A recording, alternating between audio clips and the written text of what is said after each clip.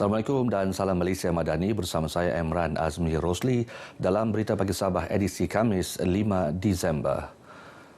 Kerajaan negeri tidak akan tunduk kepada ancaman politik. Demikian tegas Ketua Menteri Datuk Seri Panglima Haji Jinor ketika mengulas penyebaran beberapa klip video terbaru melibatkan adun Sabah.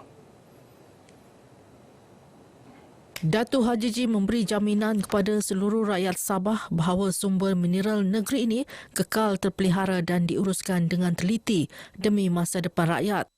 Kerajaan negeri di bawah pentadbirannya tidak pernah mengeluarkan lesen lombong kepada mana-mana pihak dan sebarang dakwaan bahawa lesen itu telah diberikan adalah tidak benar sama sekali. Isu tersebut dijadikan propaganda politik oleh pihak tertentu dengan niat jahat untuk mencetuskan kekeliruan dan menggugat kestabilan politik.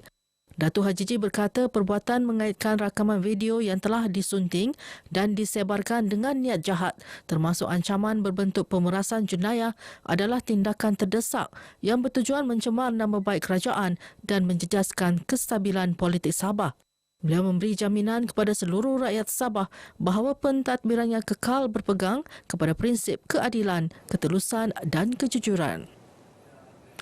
Kerajaan negeri memperuntukkan kira-kira 50 juta ringgit untuk membantu penduduk kampung yang menghadapi masalah membayar bil elektrik mereka mulai tahun depan. Inisiatif itu diambil bagi meringankan beban penduduk kampung yang menghadapi kesukaran membayar bil elektrik. Tahun depan kita akan bantu.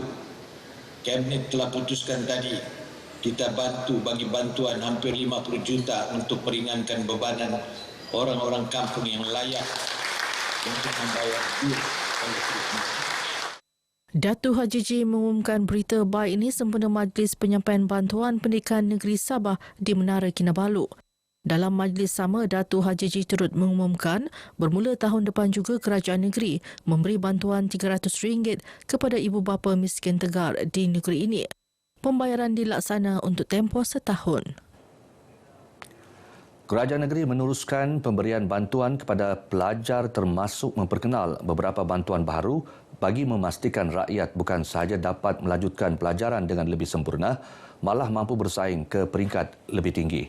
Antaranya beasiswa Kerajaan Negeri Sabah dengan peruntukan RM127 juta yang menyasarkan tajaan kepada 3,850 pelajar. Kerajaan negeri begitu prihatin kerana bagi kita bahawa modal insan salah satu trust kepada salah tuju kerajaan iaitu untuk memberi penekanan kepada bidang pendidikan ini. Untuk maklumat, pada tahun ini kita telah membelanjakan hampir RM480 juta untuk bidang pendidikan, termasuklah beasiswa yang saya sebutkan tadi. Datuk Haji Ji menyatakan demikian selepas Majlis Penyampaian Bantuan Pendidikan Negeri Sabah di Menara Kinabalu. Tahun depan, program beasiswa, dermasiswa dan pinjaman pengajian Yayasan Sabah memperuntukkan RM57 juta untuk 4,500 pelajar. Bantuan pendidikan ini sangat meringankan beban kami sebagai seorang pelajar dan membuat kami lebih bersemangat dan berkeyakinanlah kami untuk mencapai kami punya cita-cita di masa akan datang. Bantuan ini pula dia akan membantu kami dari segi kami punya perbelanjaan ketika akan berangkat ke Jepun kelak nanti. Sebab kami punya perbelanjaan akan merangkumi beberapa benda, antaranya wang kecemasan, wang poket, pasport, perbelanjaan ketika di Jepun. Memang mengurangkan beban semasa studi ini sebab ya degree kan banyak mau guna duit. Jadi dengan bantuan daripada MUIS ini memang sangat membantu untuk membayar yuran. Lagi pula saya bukan tinggal di college, saya menyewa rumah. Jadi bantuan daripada MUIS juga boleh membantu saya untuk bayar duit untuk rumah sewa lah. Banyak membantu dari segi membeli bahan-bahan pembelajaran dan juga membantu sikit dari sebab kewangan tidak mencukupi. Jadi bantuan ini sangat membantu untuk saya untuk berjaya dalam saya punya persekolahan. 106 pelajar menerima beasiswa Kerajaan Negeri Sabah BKNS, 100 pelajar menerima bantuan Tabung Pendidikan Negeri Sabah TPNS dan 40 pelajar menerima bantuan Majlis Ugama Islam Sabah MUIS. Turut disampaikan bantuan Ihsan Sekolah Sabah Bisbah, bantuan khas program pendidikan Bantu dan bantuan Ihsan Komputer Baik. Penganjuran Festival Kebudayaan Khoisan bukan sahaja meraihkan tradisi Sabah, malah menjadi platform untuk mempromosi pelancongan budaya kepada pelancong domestik dan antarabangsa. Penganjurannya turut selari dengan kempen pelancongan Feel Sabah North Borneo yang dilancarkan menerusi pameran pelancongan ITB Berlin di Jerman tahun lalu. Menteri Pelancongan Kebudayaan dan Alam Sekitar Datuk Seri Panglima Christina Liu berkata kempen bertujuan meningkatkan kesedaran global tentang Sabah terutama dalam kalangan masyarakat Eropah yang lebih mengenali nama Borneo Utara berbanding Sabah.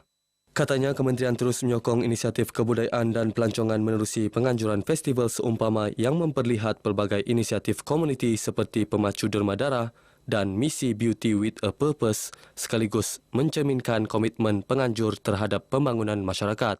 Beliau turut mengajak rakyat Sabah untuk bersama-sama menghargai warisan budaya dan menyokong usaha mempromosi Sabah sebagai destinasi pelancongan utama di peringkat antarabangsa. Demikian ucapannya sempena perasmian Festival Kebudayaan Khoisan di KDCA Penampang. Teks ucapan dibacakan Timbalan Setiausaha Tetap Kepkas Alicia Sion.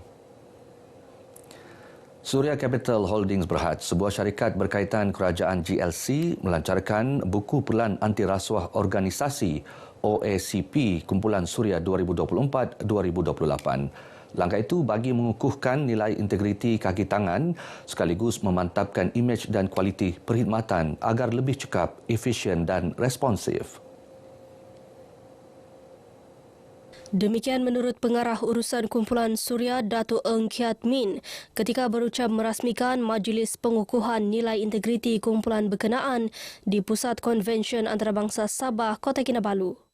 Katanya buku OACP ini akan menjadi panduan tadbir urus yang bersih dengan tahap ketulusan organisasi yang tinggi selaras strategi anti rasuah kebangsaan NSCS 2024-2028.